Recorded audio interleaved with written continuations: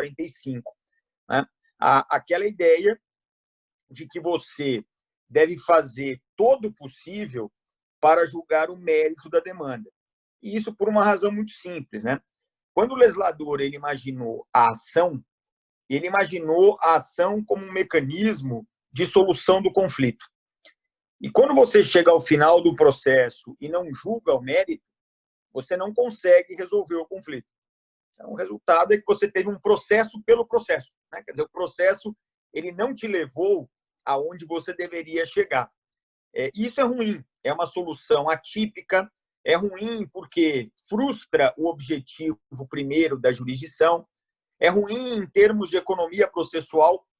Por quê? Porque uma vez extinto o processo por sentença terminativa, a possibilidade de repropositura da ação, então aquele autor que não conseguiu uma solução do mérito, ele pode voltar a incomodar o judiciário e o réu com uma repropositura de ação, ou seja, é ruim sobre todos os ângulos que você possa imaginar. Então, o legislador ele pensou, vamos fazer o possível no caso concreto, vamos exortar principalmente os juízes a fazer o possível no caso concreto para o julgamento do mérito da ação. E aí alguém deve ter lembrado, né, que da mesma maneira que a ação foi feita para ser julgada no seu mérito, o recurso também. Quer dizer, quando o legislador ele pensa no recurso, o que ele pensa? Num mecanismo de reexame, num mecanismo para que, em regra, um tribunal possa reexaminar uma decisão judicial proferida e atacada pela via recursal por uma ou até, eventualmente, por ambas as partes. Então, o legislador pensou, para que eu crio o recurso? Basicamente, para o tribunal dizer se a decisão tem algum vício formal ou não, ou ainda para o tribunal dizer se é certa ou errada a interpretação fático-jurídica que foi dada naquela decisão recorrida.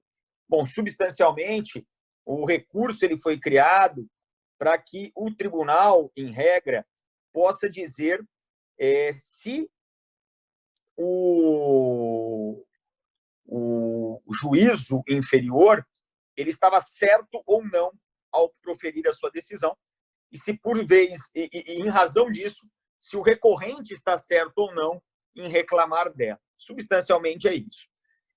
E aí o legislador ele pensou o seguinte, poxa, nós temos os pressupostos de admissibilidade recursal, não é verdade? Esses pressupostos de admissibilidade recursal, eles são necessários. Então, ninguém aqui vai defender a abolição dos pressupostos de admissibilidade recursal. Porque, na verdade, a abolição desses pressupostos nos levaria ao caos generalizado. Imagina que você não tivesse mais a exigência da legitimidade recursal. Você imagina que qualquer sujeito pudesse recorrer de qualquer decisão judicial proferida em juízo. Isso, obviamente, nos levaria a um caos jurisdicional. Não é algo, obviamente, com que nós queremos conviver. Então, nós temos os pressupostos de admissibilidade, por vezes nós não vamos conseguir escapar deles, mas nós devemos, no caso concreto, fazer todo o possível para conseguir julgar o mérito recursal. A ideia do legislador no Código de 2015 foi basicamente essa. Haverá recursos que não terão outro destino possível que não a inadmissibilidade. Mas sempre que nós pudermos salvar o recurso e levá-lo ao julgamento do mérito, nós devemos assim proceder. E nós devemos assim proceder porque o fim normal, o fim típico do julgamento recursal é o julgamento do seu mérito. A inadmissão recursal é uma solução atípica, é uma solução anômala para julgamento recursal.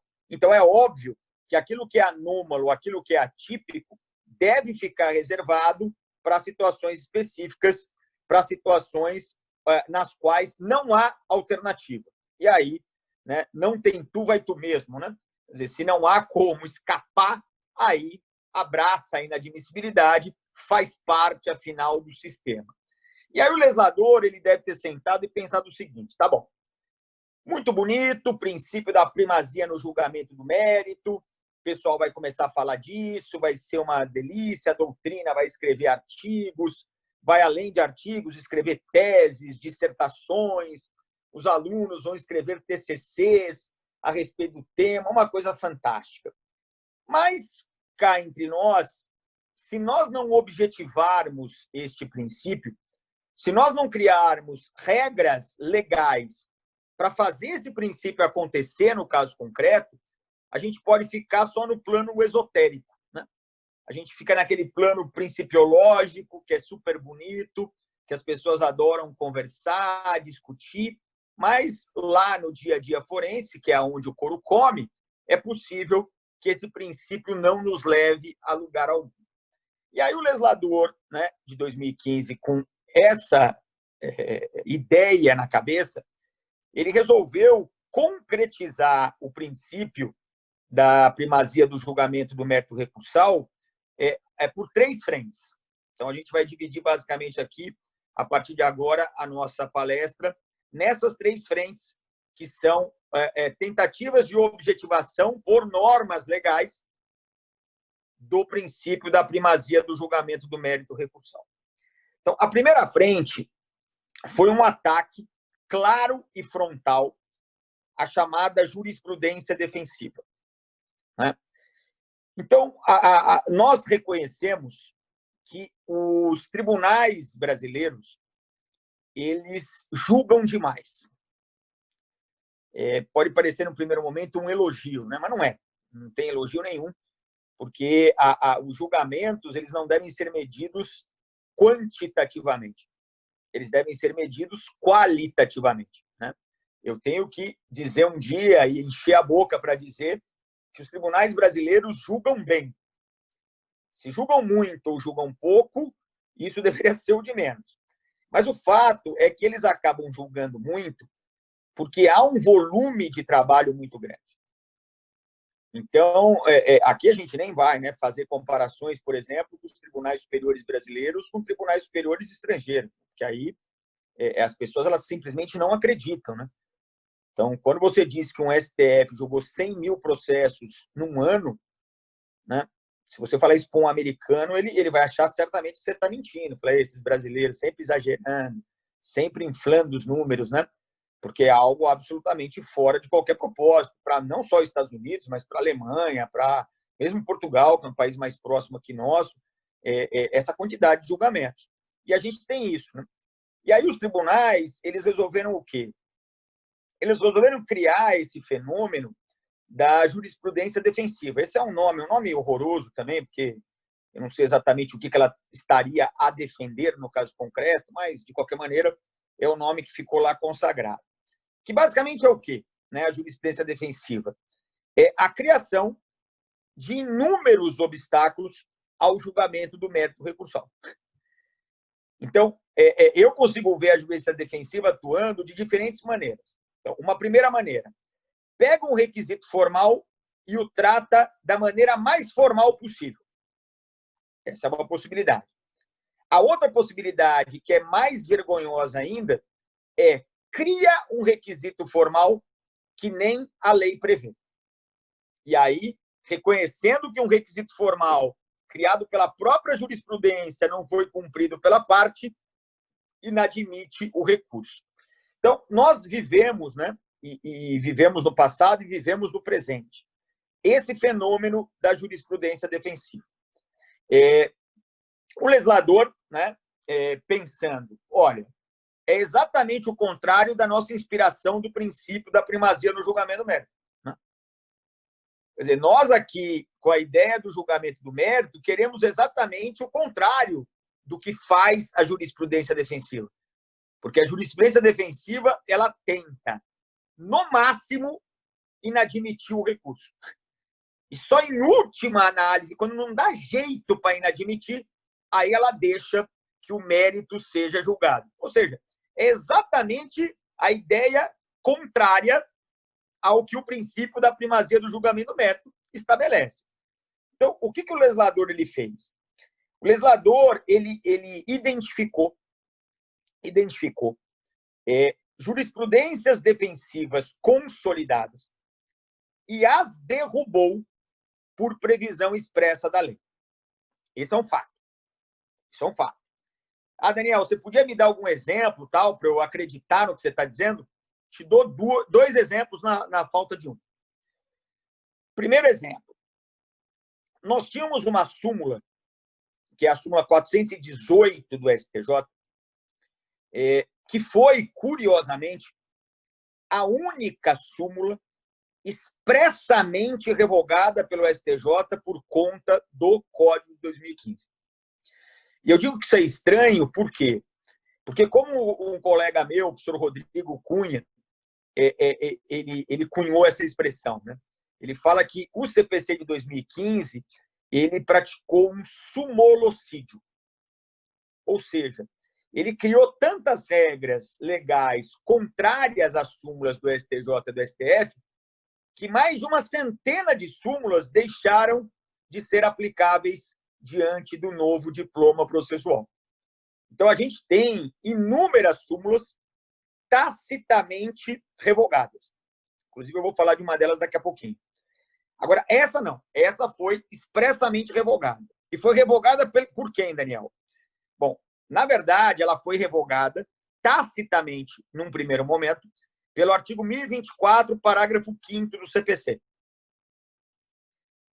Daí o legislador, né, revogou tacitamente, e o STJ, quando revogou expressamente a súmula 418, colocou uma outra no lugar, que é a súmula 579 do STJ.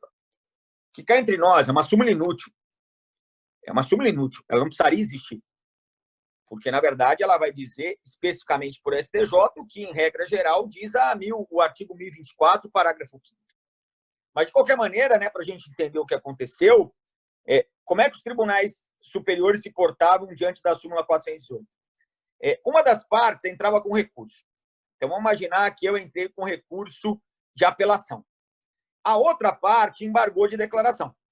Beleza. Aí julgava os embargos de declaração da outra parte. Que tipo de julgamento, Daniel? Rejeição. Os embargos de declaração da outra parte eram rejeitados. O que exigia a súmula 418? Que, ao ser publicado o resultado dos embargos, eu, que já tinha apelado, ratificasse a minha apelação. E perceba que era apenas, de fato, uma ratificação. Porque, como os embargos da parte contrária foram rejeitados, não houve nenhuma mudança naquela sentença que eu apelei. Então, não teria o que mudar na minha apelação, porque a sentença ela continuava exatamente conforme estava no momento em que eu apelei. Então, era um requisito formal para pegar a galera de calça curta, né? Quer dizer, o sujeito já tinha recorrido, pensava, olha, o embargo da parte contrária não mudou nada, então eu também não tenho nada para fazer, segue o jogo. E aí ele deixava de ratificar nos 15 dias e o tribunal inadmitia o recurso. Isso acabou. Isso acabou, né? O artigo 1024, parágrafo 5º do CPC, ele expressamente prevê que você, nessa circunstância, não precisa mais fazer ratificação do recurso já interposto. Então, essa foi uma medida contra jurisprudência defensiva. Como eu havia prometido 2 exemplos, existem mais, tá? Mas como a gente tem aqui um tempo para respeitar, né? Eu não vou me delongar demais. Mas há um outro exemplo, e esse para mim bastante significativo, que vem com o artigo 218, parágrafo 4º do CPC. Por quê? Os tribunais superiores, eles resolveram, na vigência do código anterior, criar a tal da teoria do recurso prematuro. Ou seja, a intempestividade antitempos. Qual que era a construção jurisprudencial? Você tem um termo inicial e um termo final de prazo para recorrer. E será intempestivo tanto o recurso que vier antes do termo inicial, como aquele que vier depois do termo final. Sensacional, sensacional. Então, o resultado. Se você, por alguma razão, tivesse conhecimento do inteiro teor da decisão e já resolvesse adiantar o expediente, interpondo o recurso, sem esperar a intimação, que dependendo do cartório, pode demorar meses para acontecer, o seu recurso estaria fora do prazo, ainda que o teu prazo ainda nem tivesse começado a ser cumprido. Então, era o surrealismo em forma de jurisprudência defensiva. E aí, qual era a saída, Daniel? A saída era você sanear a intempestividade. Só melhora. Resultado prático. Você, depois de ser intimado, já interposto o recurso, teria que ratificar o recurso já interposto, para salvá-lo dessa intempestividade prematura.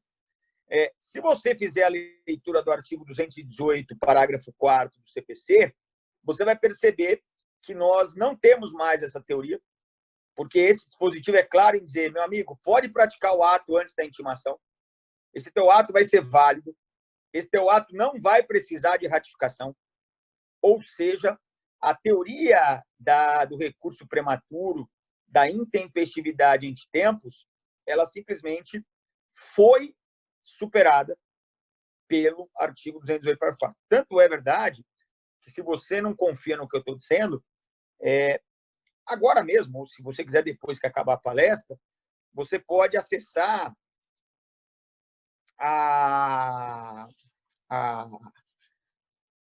o site do STJ, e lá no site do STJ você pode fazer a pesquisa e perceber que realmente, diante da vigência do Código, nós não temos mais a teoria sendo aplicada pelo STJ.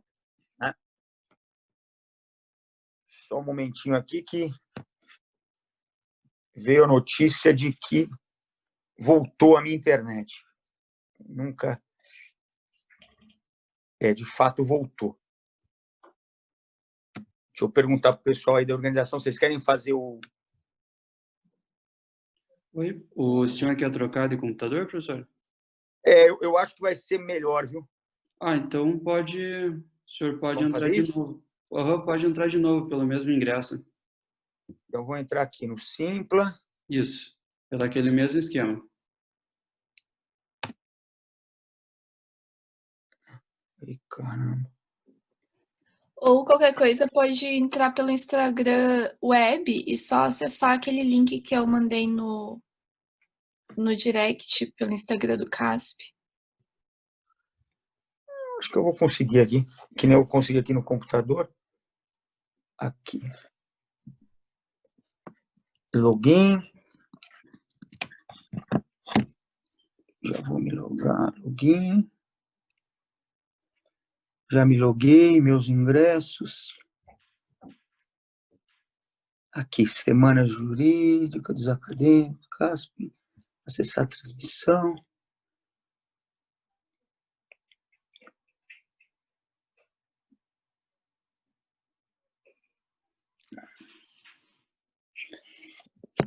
Só um minutinho, gente. Sem problema, professor.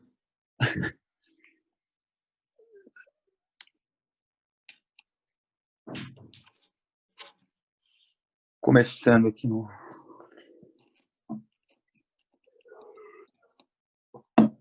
Agora vai. Continue. Join with computer video.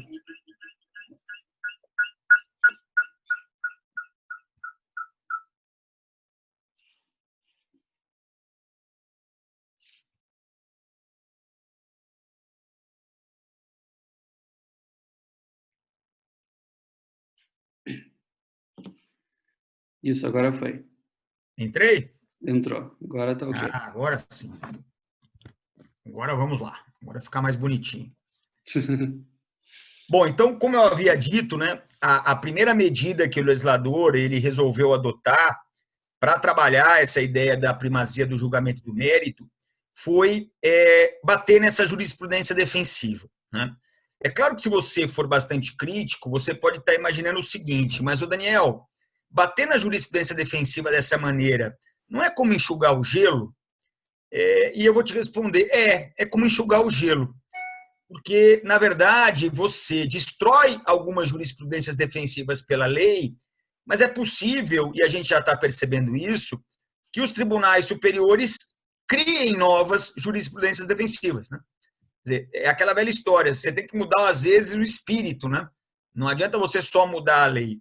Mas eu também costumo dizer aos meus alunos, né, e vou dizer o mesmo a vocês, que eu gosto de enxugar o gelo.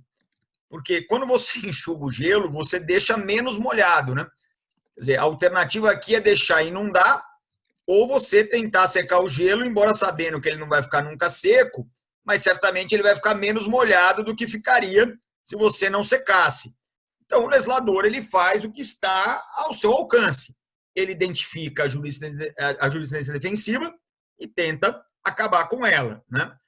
E o STJ vai lá e cria novas. Aí a gente não pode responsabilizar o legislador, né? O legislador faz o que ele poderia fazer. Então, essa é uma primeira visão bastante interessante do problema, né? Vamos matar a jurisprudência defensiva que a gente tem, ainda que saibamos que no futuro os tribunais criarão outras. A segunda forma de encarar o princípio é por via da saneabilidade de vícios. O que atende também bastante àquela ideia do princípio da cooperação, que está no artigo 6º do CPC, né? Que exige que os sujeitos processuais colaborem entre si para uma tutela jurisdicional mais adequada. E uma das formas que o juiz deve, né, colaborar com as partes é o chamado dever de prevenção de saneabilidade. Qual que é o sentido aqui, Daniel? O sentido é de que sempre que você, juiz, se deparar com um vício sanável, ao invés de reconhecê-lo liminarmente, você deva dar uma chance à parte de saneamento. Falou, olha, vem aqui, você fez aqui alguma coisa errada, é um erro corrigível, né? Quer dizer, é um vício sanável, então eu vou te dar essa oportunidade. Vamos cooperar aqui, eu estou cooperando com você, te dando essa oportunidade para sanear o vício. E perceba que isso no ambiente recursal é bastante importante. Por quê? Porque esse vício recursal que nós estamos aqui falando é justamente aquele vício capaz de levar o recurso à inadmissão. Então, a partir do momento em que o relator ele não dá ao recorrente a oportunidade de saneamento, ele está, na verdade, inadmitindo o recurso. E aí o nosso glorioso princípio da primazia do julgamento do mérito recursal, ele obviamente restará sacrificado, né? Então, o que o legislador, pensando nessa saneabilidade, ele criou? Bom, primeiro, ele criou algumas normas específicas para o saneamento do vício. Então, eu tenho aqui 2 exemplos que me parecem bem significativos. Artigo 1007, parágrafo 7º do CPC. É o equívoco no preenchimento da guia de preparo. Ou na guia em geral. Guia de preparo recursal, né? Então, às vezes acontece, né? Não sei quantos aqui trabalham no judiciário, estagiam, mas o fato é que, por vezes, sai lá uma guia de preparo com código errado, com um dado errado do processo, às vezes você troca um número do processo, né? Às vezes sai o nome das partes errado, acontece, né? Errar é humano, afinal. E aí o que vai, né? O judiciário ele costumava fazer no Código de 73? Deserção recursal. Não tinha conversa. Errou o preenchimento da guia, já vamos julgar deserto. E percebam, né? Esse é um vício indiscutivelmente sanável. O sujeito errou o preenchimento da guia.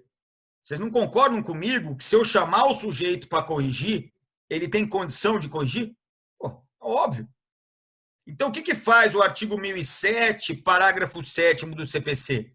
Ele cria essa regra de que o juiz relator do recurso não pode julgar deserto sem antes intimar o recorrente, dando-lhe a chance de, em 5 dias, sanear o vício.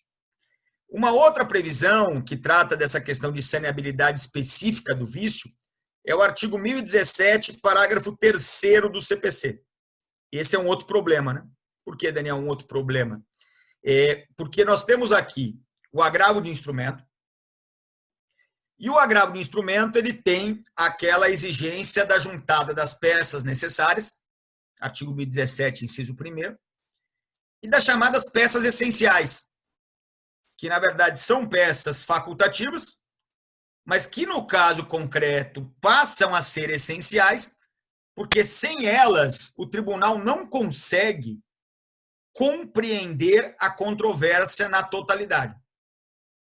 Ou seja, se o tribunal não tiver acesso àquela peça, ele simplesmente não vai conseguir julgar o seu agravo. É uma questão de inépcia recursal, porque o tribunal não vai conseguir entender a controvérsia a ponto de resolvê-la. Muito bem. Se você hoje deixar de juntar uma peça obrigatória pela lei, ou uma dessas peças essenciais, o relator é obrigado a te intimar e te dar uma chance de juntada da peça. Então, mais um vício absolutamente sanável, indiscutivelmente sanável, que o legislador pontualmente prevê a possibilidade desse saneamento. Pois é, mas venhamos e convenhamos, o mundo dos vícios ele é muito amplo, muito, muito. A quantidade de vícios de diferentes espécies que você pode ter num ambiente recursal, eu chegaria a arriscar que é praticamente infinita, né? Você pode pensar, catalogar, tal, e aí vai acontecer um vício que ninguém nunca esperava, vai acontecer um vício que ninguém podia imaginar, mas naquele caso aconteceu. Então, não adianta, e o legislador percebeu bem isso, não adianta você criar uma regra ou regras específicas, detectando aqueles vícios mais comuns, mais frequentes, e deixar os demais vícios a descoberto. Quer dizer, não adianta.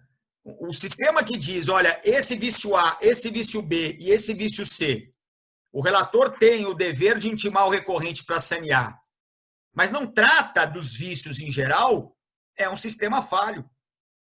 Não é um sistema preparado para fazer valer o princípio da primazia do julgamento do mérito recursal. Então, o legislador, com isso na cabeça, o que ele resolve fazer? Ele resolve criar uma regra geral. E que regra geral é essa, Daniel, de saneabilidade dos vícios recursais? O artigo 932, parágrafo único do CPC. Então, se você tiver a curiosidade de ler esse artigo 932, parágrafo único, você vai perceber claramente que ele diz o seguinte: qualquer vício, ele não vai dizer que é o vício A, B, C, D ou E, não. Qualquer vício sanável cria um dever ao relator. Perceba, não é uma opção, uma facultatividade, não. Cria um dever ao relator. E que dever é esse? O dever de intimar o recorrente e dar a ele um prazo de 5 dias para o saneamento do vício. Muito bem. Regra geral. Como é que nós estamos hoje na aplicação desta regra geral? Vamos lá. Eu quero fazer aqui 4 considerações a respeito desse 932, parágrafo único. Primeira consideração. Daniel, esse dispositivo, ele só é cabível para vício sanável? Óbvio, né?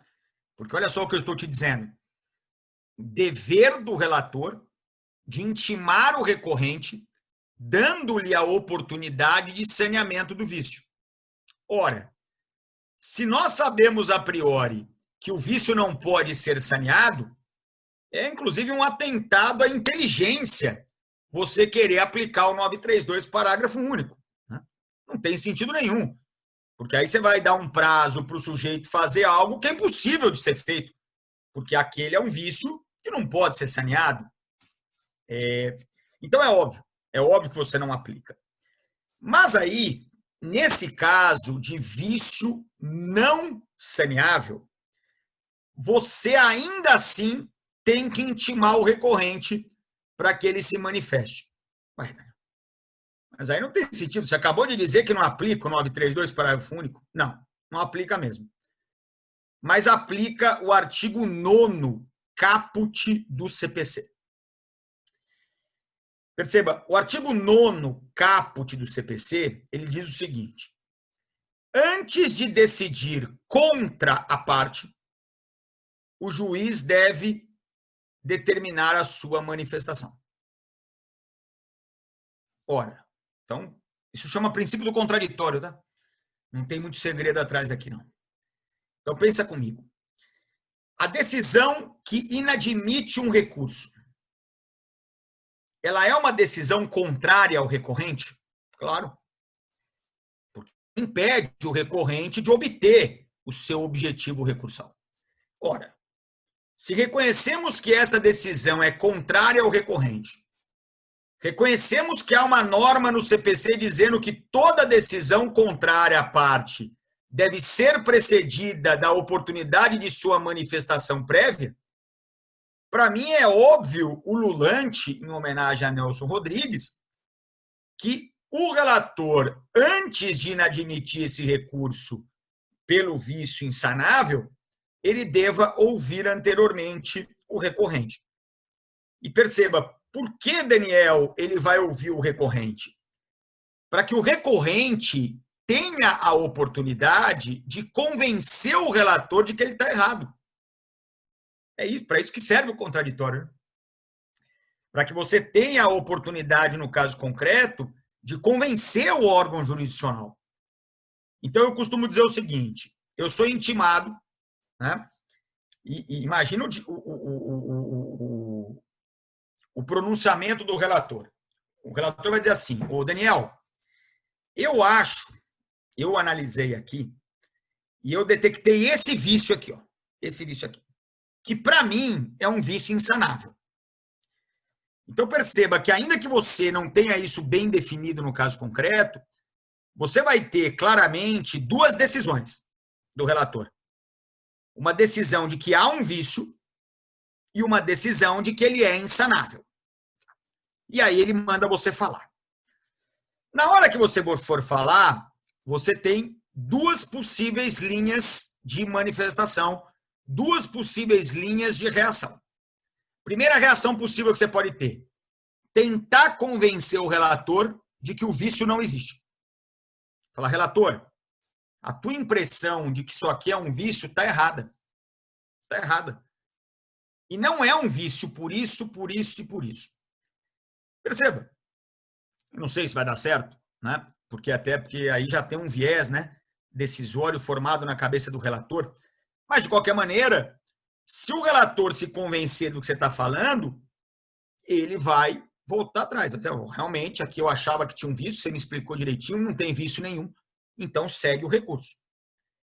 A outra, né, forma que você tem para trabalhar aí é concordar parcialmente com o relator.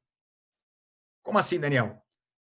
Você vira e diz assim: olha, de fato, há um vício. Aí você até dá uma puxada de saco no relator, sabe? Realmente, relator, você foi muito bem aqui, reconheço com humildade de que realmente eu pratiquei um ato viciado, de fato há esse vício sim que você apontou, mas aí você discorda da segunda parte da decisão dele. Porque aí você diz, olha, excelência, apesar de realmente haver esse vício que vossa excelência apontou, ele é um vício sanável. E aí, meus caros, minhas caras, não há uma maneira melhor de provar para o relator que o vício é sanável do que não saneando o vício. Essa é a prova definitiva. Você fala, relator, o vício ele é tão sanável que saneado ele está. Está aqui, ó, acabei de sanear. E aí, da mesma maneira, o problema acabou. E o problema acabou, o seu recurso seguirá adiante. Tá? Então, essa é a primeira observação que eu queria fazer a respeito do 932, parágrafo 1. Segunda observação. Eu comecei aqui a nossa conversa sobre saneabilidade de vícios recursais, dizendo a vocês que há regras específicas de saneamento de vício e há a regra geral do artigo 932, parágrafo único. Por uma questão assim, essencial, básica, de hermenêutica jurídica, de interpretação, a norma específica, ela prefere a norma geral, não é isso? Então, o que eu quero dizer para vocês com isso? O que eu quero dizer para vocês com isso é o seguinte: se você tiver uma norma específica de saneamento do vício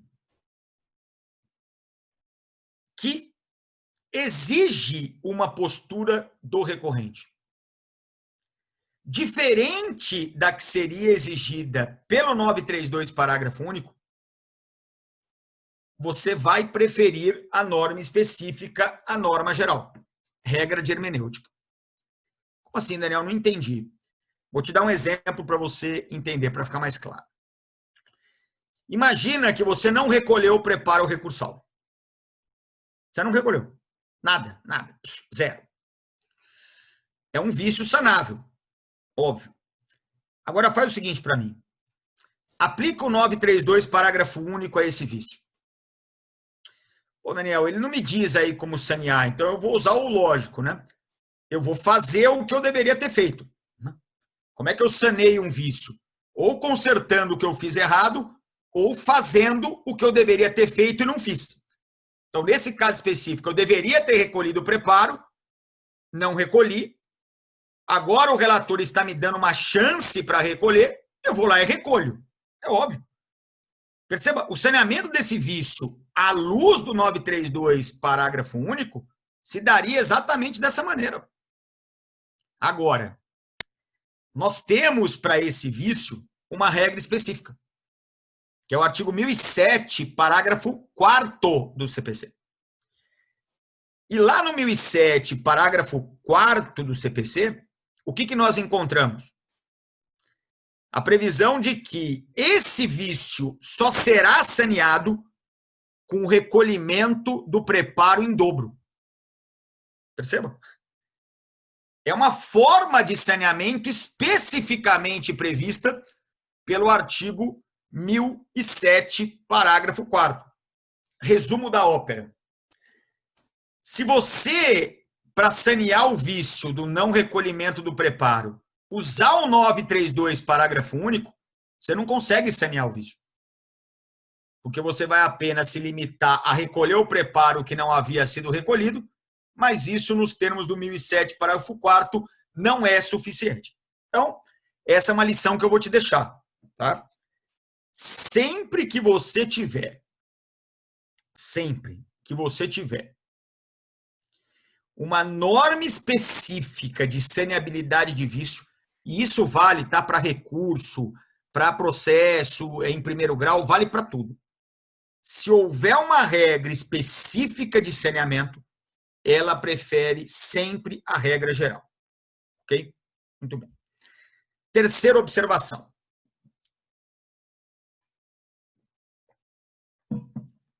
O Brasil, ele é um país muito singular, né? Não é um país para iniciantes, né? Por que eu digo isso? Quer dizer, eu teria mais ou menos 1 milhão de razões para dizer isso, né?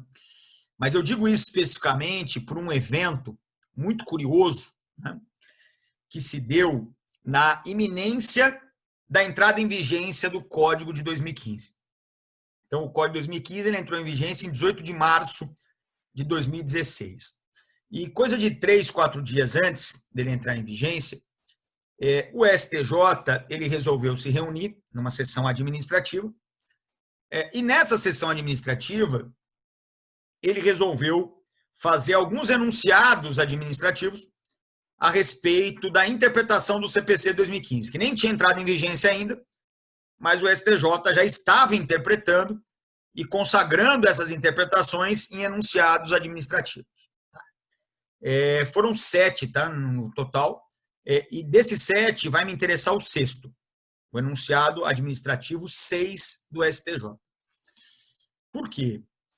Porque esse enunciado 6 do STJ, ele já demonstrava, perceba, antes do Código entrar em vigência, que haveria uma interpretação restritiva do 932, parágrafo único. E por que, Daniel, você diz isso? Porque esse enunciado administrativo 6, ele disse que o 932, parágrafo único, só seria aplicável a vícios estritamente formais. Então, perceba que só de ler o enunciado, você já tem uma primeira percepção. Que percepção é essa? Não vai ser qualquer vício formal que vai atrair a aplicabilidade do 932, parágrafo único. Não é verdade? Porque eles acabaram de fazer um corte aí. Eles acabaram de dizer que é só no vício estritamente formal. Então, você pode até estar com uma dificuldade para saber o que é isso. Eu vou te explicar daqui a pouquinho. Mas, nesse primeiro momento, você já é capaz de saber o quê? Que haverá vícios formais estritamente formais e vícios formais não estritamente formais. E para esse segundo conjunto de vícios formais, nós não vamos aplicar o 932, parágrafo único. Perceba que dizer que nós não vamos aplicar o 932, parágrafo único, significa, na verdade, dizer o quê? Significa, na verdade, dizer que o seu recurso, apesar de ter um vício formal, ou seja, um vício que poderia ser corrigido, ele vai ser inadmitido sem que você, recorrente, tenha essa oportunidade de sanear o vício. É isso. Bom, o código entra em vigor e não dá 6 meses. Não dá 6 meses para nós descobrirmos o alcance do enunciado administrativo 6 do STJ. Que, na verdade, começa a ser aplicado, como era de se esperar, pelo próprio STJ, né? Aí tem alguma racionalidade, né, envolvida, mas que também começa a ser aplicado pelo STF, que, em tese, não tinha enunciado nenhum, mas achou o enunciado bom, e aí começou a aplicar também. Resumo da ópera, né? Hoje, tanto o STJ quanto o STF comungam desse entendimento.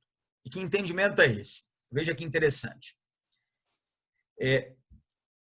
Quando nós falamos no recurso, é simples, é racional lembrar que o recurso tem uma forma e um conteúdo.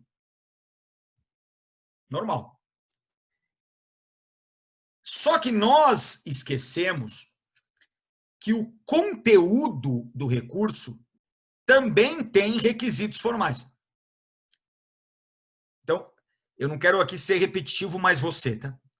É basicamente dizer o seguinte: a forma recursal tem os seus requisitos formais e o conteúdo do recurso tem os seus requisitos formais. Tá?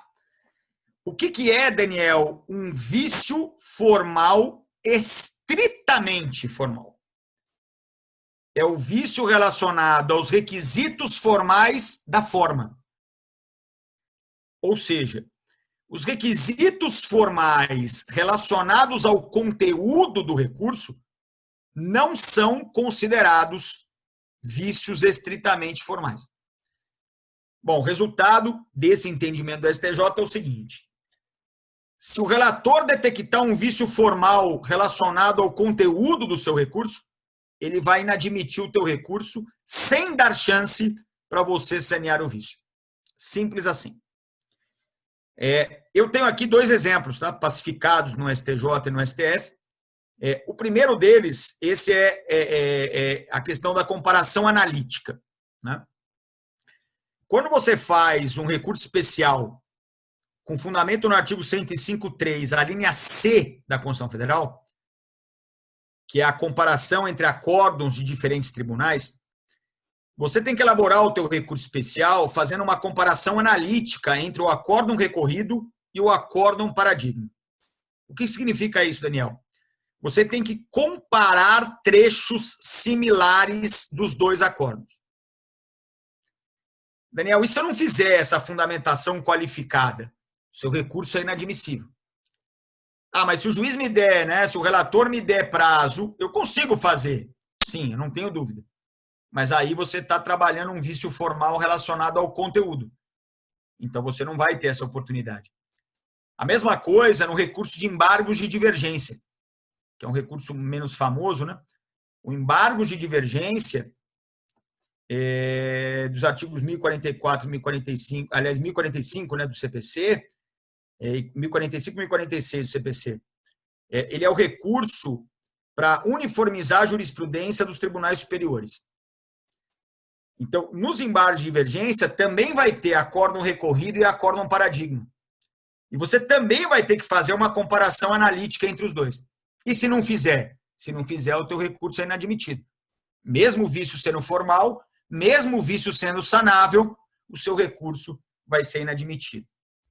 Agora, olha só que maravilha, Fernanda, Gabriel, que estão aí nos acompanhando. Há um vício de conteúdo que hoje, olha que coisa surreal, é a menina dos olhos do STJ em termos de inadmissão recursal. O pessoal brinca muito, né, com a súmula 7, brinca muito com a falta do pré-questionamento, mas hoje, mais de 50% dos recursos especiais inadmitidos no STJ são inadmitidos com esse fundamento aqui. A ausência de impugnação específica dos fundamentos da decisão recorrida. Então, o tribunal ele analisa que a decisão recorrida tem fundamentos que não foram atacados especificamente pelo recurso e que, por isso, o seu recurso tem um vício formal. Perceba, é um vício formal, é um vício sanável, mas é um vício formal relacionado ao conteúdo. Porque aí é um problema da fundamentação recursal, tem a ver com o conteúdo do recurso. Resultado, você não vai ter chance de sanear o vício. Então, não deixa de ser, né, desesperador saber que a gente tem um artigo com o potencial que tem o 932, parágrafo único, mas que em pelo menos 50% das inadmissões no STJ ele não é utilizado. Porque ali nós temos um vício formal relacionado ao conteúdo e a jurisprudência consolidada é no sentido de que, nesse caso, não haverá oportunidade para o saneamento. E a última consideração aqui sobre o 932, parágrafo único, fica por conta da sua inaplicabilidade por absoluta desnecessidade. Por que você não vai aplicar, Daniel, agora? Eu não vou aplicar o 932, parágrafo único, porque é inútil a aplicação. É totalmente desnecessária. Pô, como assim, Daniel? Do que você está falando? Eu estou falando do artigo 1029, parágrafo 3º do CPC. Tá? Bom, então, o primeiro corte aqui a respeito desse dispositivo. Esse dispositivo, ele trata de recurso especial extraordinário. Então, já começa daí, tá? RE para o STF, RESP para o STJ. E ele diz o seguinte: no STJ, no STF, durante um RE e um RESP, se o tribunal entender que há um vício formal, mas que ele não repute um vício grave, então, análise casuística. O que o tribunal ele vai fazer? Ele vai ignorar o vício e julgar o mérito recursal. Vocês percebem aí por que é inútil o 932, parágrafo único?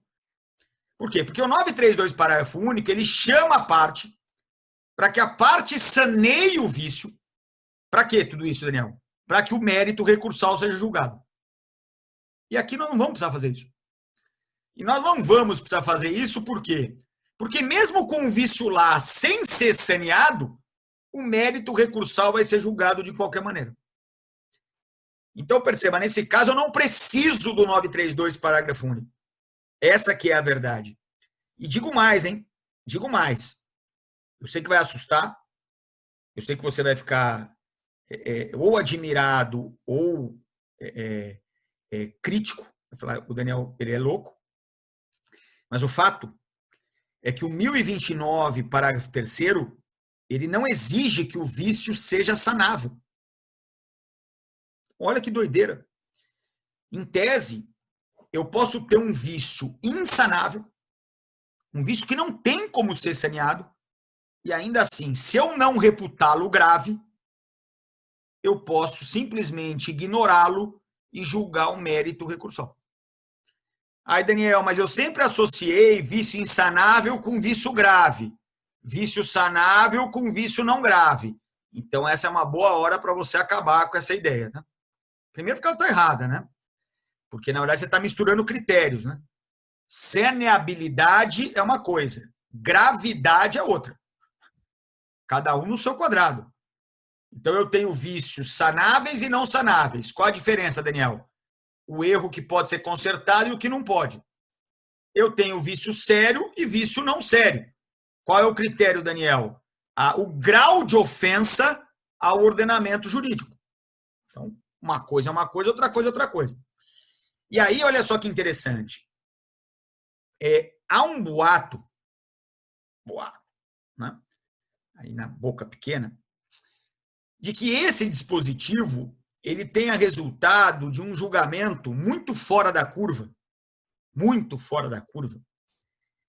havido há tempos atrás no STF. Né? O que aconteceu no STF? Era a época que a ministra Ellen Grace ainda era ministra do STF. Então, a Ellen Grace ela era relatora de um RE. E aí, ela foi acometida de uma crise de sinceridade. Né? Sinceridade extrema. Por quê? Porque ela reconheceu que naquele RE não havia o pré-questionamento da matéria constitucional. Não havia. Ela podia ter fingido, podia ter falado que havia, mesmo não havendo, entendeu? Porque o STF tem o direito a dizer a última palavra, ainda que errada. Ela podia ter dado uma migué lá, dizer, tá pré-questionado, beleza. Mas não, ela quis ser sincera. Ela falou, não há pré-questionamento. Mas nós temos que julgar esse RE. Porque essa é uma questão constitucional muito relevante, está gerando muita divergência, a insegurança jurídica está muito grande. Nós precisamos julgar esse RE. Nós precisamos dar uma resposta no mérito a respeito dessa questão constitucional. Então, o que ela, como relatora, fez? Ela reconhece no RE que não há o pré-questionamento, mas ainda assim julga o mérito recursal. Perceba, é o artigo 1029, parágrafo 3º. E para o meu deleite total e absoluto, é um vício não sanável. Por quê? Porque o pré-questionamento é a solução prévia da questão constitucional pelo órgão jurisdicional inferior. Perceba, não é o recorrente que pré-questiona. Quem pré-questiona é o órgão judiciário local. Então, você concorda comigo que se a ministra tivesse dito, Daniel, recorrente, saneie esse vício, eu ia responder para ela, excelência, não posso. Não sou eu que pré-questiono. Quem pré-questiona é o Tribunal de Justiça, é o TRF. Então, aí nós tivemos um vício que a ministra reputou que não foi grave naquele caso concreto, que foi a falta do pré-questionamento. É um vício insanável, mas que não impediu o julgamento do mérito.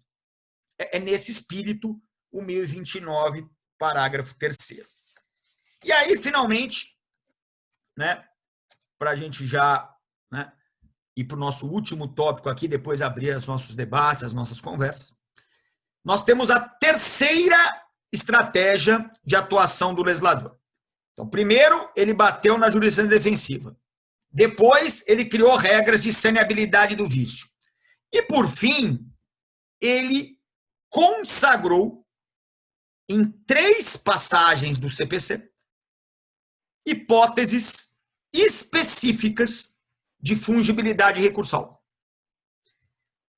Porque se você parar para pensar, a fungibilidade recursal, ela também atua como fonte do princípio da primazia no julgamento do mérito. Porque, basicamente, o que é a fungibilidade recursal? O recorrente errou a espécie recursal. Era cabível o recurso de espécie A, ele interpôs o recurso de espécie B. Bom, em regra, qual é o destino desse recurso? A inadmissão. Você errou o recurso cabível, então nós vamos inadmitir o seu recurso. Mas, Daniel, dá para salvar? Quer dizer, dá para salvar esse recurso? Dá para evitar a inadmissão e julgar o seu mérito? A fungibilidade faz isso.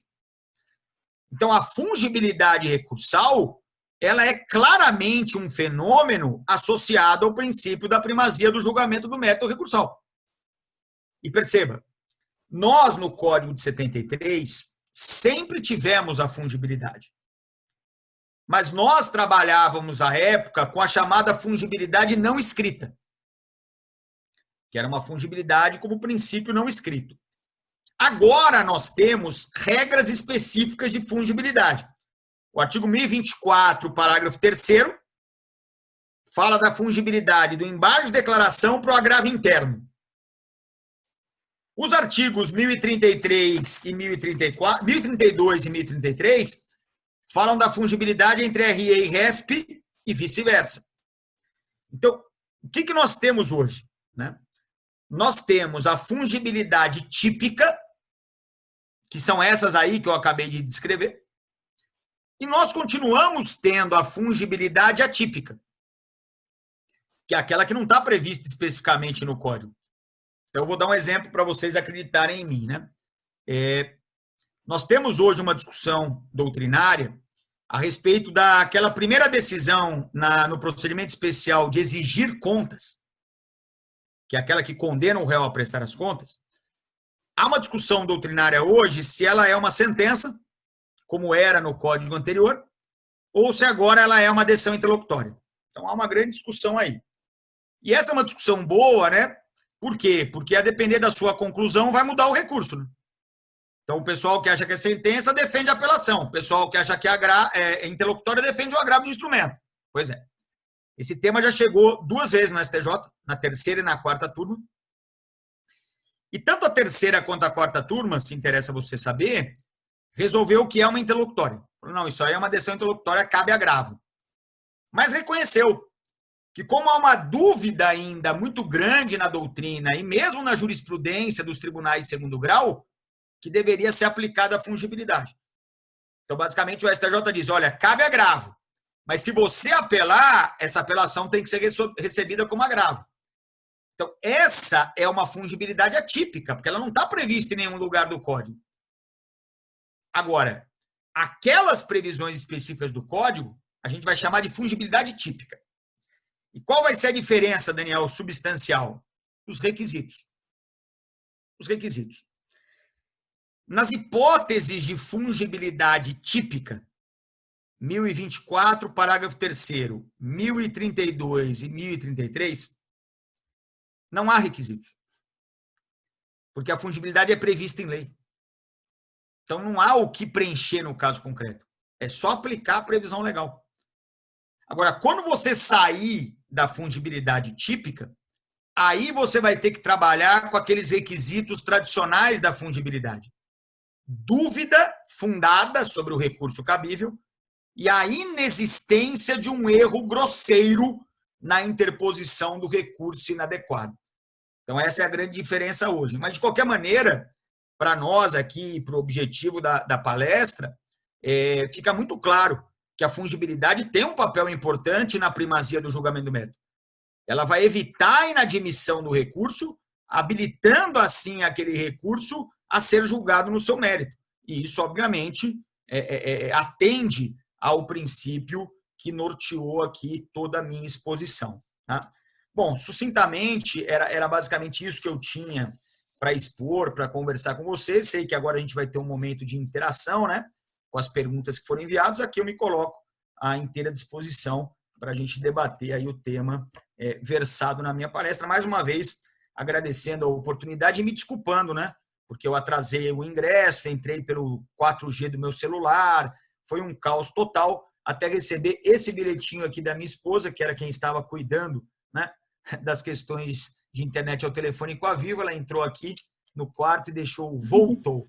Aí, na hora que ela botou voltou, eu resolvi aqui vir para o computador, que eu acho até que a imagem fica melhor, o som e tal, e a gente conseguiu desenvolver. Deu tudo certo no final, com alguns percalços, mas imagina que eu tivesse, né, num evento presencialmente aí, meu avião atrasasse, também acontece, né, percalços virtuais, percalços presenciais, a vida, afinal, é cheia deles, né? Acontece, não se preocupe, professor. Agradeço a sua esposa também pela ajuda. Muito obrigada. E muito obrigada pela palestra, foi ótima.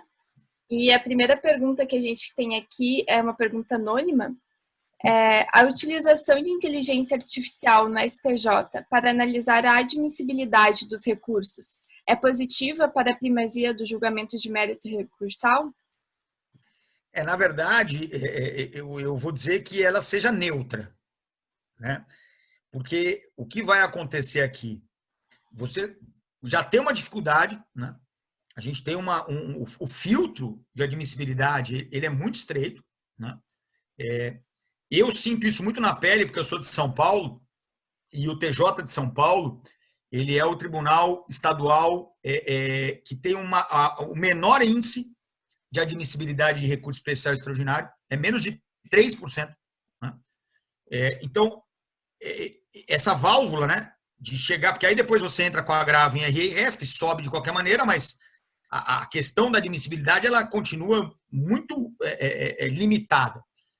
E por quê, Daniel? Porque ela é feita hoje com uma inteligência artificial porca. Né? E por que eu digo porca? São os modelos. Então, na verdade, hoje a gente tem lá uma equipe, né, nos tribunais, tanto superiores quanto locais, que fazem a admissibilidade aplicando modelos. Então, ontem mesmo, eu estava fazendo um agravo em RE e RESP e ficou tão evidente que era um modelo que dos 4 fundamentos que foram usados para inadmitir o meu recurso, 2 eram absolutamente incabíveis. Por exemplo, ele falava, olha, você não fez a comparação analítica entre acórdão paradigma e o acórdão recorrido. Não tinha acórdão paradigma. Eu não fundamentei no 105 a linha C, era só a linha A. Então, perceba, a gente vive uma espécie de inteligência artificial burra. Porque, na verdade, a gente põe lá um ser humano com uns 30, 40 modelos na frente, ele vai recortando e colando os modelos de inadmissibilidade e fica uma desgraça só. Né? Agora, o que vai acontecer? Nós vamos ter um robô que, em tese, vai ter o quê? Os tais algoritmos. E aí nós, advogados, vamos contratar pessoas da TI, inteligência. Tecnologia da informação. Porque essas pessoas vão ter que tentar escapar dos algoritmos de inadmissibilidade, criando padrões de peças, muitas vezes fugindo de palavras-chave que são usadas para inadmitir o recurso, para que você consiga elaborar um recurso que passe por essa análise. Eu acho só que aquela história já está ruim demais, quem sabe pior que está não consegue ficar, mas vai mudar um pouquinho a forma de você advogar. Né? Você, de repente, vai ter que buscar informações além do direito para tentar driblar o robô. Né? Vai ser robô versus robô. Né? Você contrata um robô que vai tentar vencer o robô que faz a inadmissibilidade recursal. Hoje essa briga está humano versus humano, mas também não estamos ganhando, né? Se interessa saber, porque conseguir admitir um RESP ou RE hoje é quase que um milagre. Perfeito, obrigada, professor. A próxima pergunta é do Rodrigo Schaeffer. Ele perguntou: o senhor entende que poderiam ser criadas pelo legislador novas técnicas, além das já previstas no CPC, para barrar a jurisprudência defensiva? Então, eu acho, Schaeffer, que o legislador ele fez um bom serviço limpando as jurisprudências defensivas existentes. Eu acho que ele detectou aquelas piores, as que mais incomodavam, e por previsão legal, eles as aniquilou. Né? Mas é aquele problema, eu acho que o trabalho ele foi feito, foi bem feito, mas ele não evita o porvir. Né? Então, eu digo isso, por exemplo, na questão do feriado local. O que o STJ me faz com base na comprovação do feriado local para provar a tempestividade do RESP? Faz uma leitura extremamente formal do artigo 1003 do CPC. A ideia da preclusão consumativa, que se você não provar o feriado local no momento da interposição, o seu recurso é inadmitido. Quer dizer, imagina a dificuldade que nós vamos ter por conta da Covid-19, dessas suspensões de prazo local. Então, o CNJ liberou os prazos em processos físicos, mas as cidades que tiverem lockdown, os prazos continuam suspensos. Perceba, esse lockdown ele é municipal. Então, você vai ter uma norma municipal suspendendo o prazo. Se você usar isso para entrar com o RESP e não juntar, né, a ata do Diário Oficial Municipal decretando o lockdown, teu recurso não vai ser admitido. Aqui em São Paulo, por incrível que pareça, hoje, dia 25 de maio, nós estamos comemorando a Revolução Constitucionalista Paulista do dia 9 de julho. Porque o Estado de São Paulo antecipou o feriado para hoje. E nós tivemos aqui em São Paulo, cidade, aí só o município, tá? A antecipação do feriado de Corpus Christi e do Dia da Consciência Negra, de maneira que nós já não tivemos, né, dia útil na quarta, quinta e sexta. Então, a gente teve um mega feriadão aqui na cidade de São Paulo. Quarta, quinta e sexta, fim de semana e hoje segunda. Então, perceba, as pessoas que estão levando essa suspensão em consideração para entrar com RESP, para entrar com RE, elas vão ter que juntar a documentação de que houve essa suspensão por antecipação de prazos, de feriados, perdão. E aí é aquela história, se você não juntar no exato momento de interpor o recurso, o STJ, pela sua corte especial, já decidiu que você não vai ter oportunidade para fazer depois. Então, é uma jurisdição defensiva, Daniel? É óbvio que é. Porque o relator poderia muito bem requerer a parte ajuntada da comprovação do feriado local. Mas o STJ não entende assim, nem o STF. Daquela velha história, Scheffer, a gente fez um serviço, acho que adequado, matamos as jurisprudências que à época estavam consolidadas, mas agora a gente percebe que outras vão sendo criadas, né? É a visão que eu passei para vocês de secar o gelo, né? A gente mata as antigas, mas não consegue evitar o surgimento de novas. Para isso, não adianta mudar a lei. Para isso, a gente tem que mudar a mentalidade dos nossos julgadores. Perfeito, professor. Mais uma no mesmo sentido, uma pergunta anônima. A sistemática de precedentes, uniformizando o que são vícios sanáveis ou insanáveis, seria uma alternativa para mitigar a jurisprudência defensiva? Sem dúvida, né? Mas o grande problema aí é que os precedentes são formados pelo judiciário. E é o próprio judiciário que cria a jurisdição defensiva. Então, basicamente, seria como você pedir para o lobo cuidar das suas ovelhas, né? Quer dizer, é claro, né, que se nós tivéssemos... Perceba, na verdade, é mais triste do que isso. Nós não precisaríamos do precedente para isso se não houvesse a criação da jurisdição defensiva pelo próprio judiciário. Porque aí, na verdade, se eles não estivessem dispostos a criar novas hipóteses de jurisprudência defensiva, nós não teríamos que nos preocupar com isso, nem a nível de precedente vinculante, nem a nível nenhum, né?